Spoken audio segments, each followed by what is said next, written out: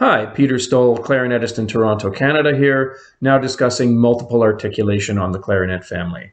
Simply put, this means using a trick of the tongue to get faster repeated articulation than I could. So with these instruments, normally I would tongue with my tongue just flicking against the underside of the tip of the reed. And like anything, moving a muscle, there's a limit to how fast you can do that. So for me, on a repeated note, that's about my single tongue limit. People discovered long ago on, particularly some of the reed, woodwind, and brass instruments that don't intrude as much into the mouth as clarinet and saxophone do, so flute, brass, double reeds, that if you get the back of your tongue to hit the roof of the mouth, you get a kind of secondary articulation that with some practice, you can even out, and then you kind of double your speed, or you certainly get it faster. So single tongue limit.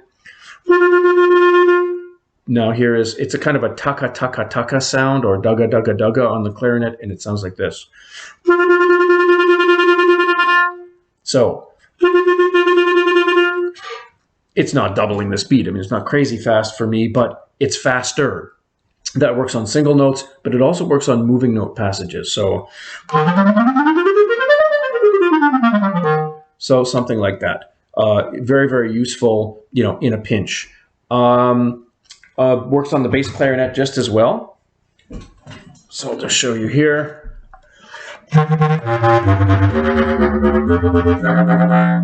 So same thing. Where you're playing groups of 2 or 4 notes, that is double tonguing.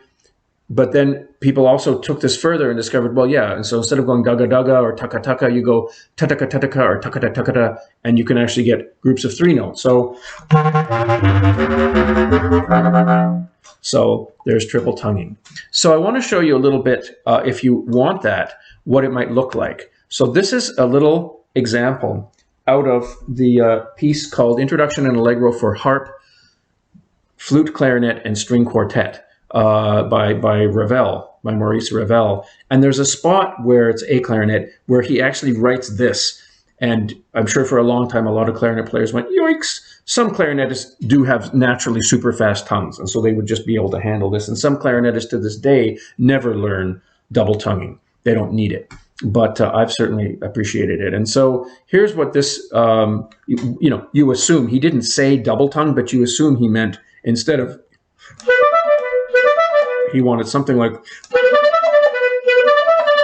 Now the problem is this also speeds up. So this passage for me is still really hard, but that's the.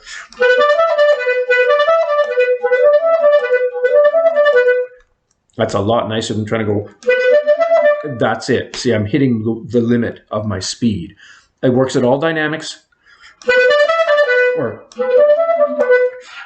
And I'd suggest if you want this, I mean, if you write just like fast scales or something and you've put a staccato dot over every note, the player's going to get the idea that every note's tongued. And if the speed is fast enough, some of us will just have to use double or triple tonguing or whatever. But if you want this effect on single notes, this isn't a bad way to write it. So I hope that's helpful.